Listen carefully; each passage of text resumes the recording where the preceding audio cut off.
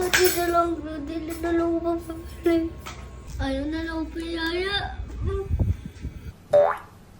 Ano yung pinapapili ni Mami? Fresh milk. Oh, fresh milk lang. Oh. Pero bakit may piyaya? Balat ko na. Wala ko nang kain nanay. Matagal na. Dapat nag-ask ka ng permission kay Mami at Daddy muna bago ka bumili nito. 'Di ba? Kasi last money na lang natin yun. Tapos binili mo pa ng piyaya. Yung bigas natin, konti na lang. Tapos mag-buy pa tayo ng ulam. Ano dapat yung gawin ba pag may gustong bilhin? Manghit. What will you say? Sorry, Mami. Why are you crying, man? Hindi man kita pinalo. Bakit ka umiyak? You should also say sorry to Daddy, ah? We will not tolerate you just because we love you. Favorite ko pala to. Oo.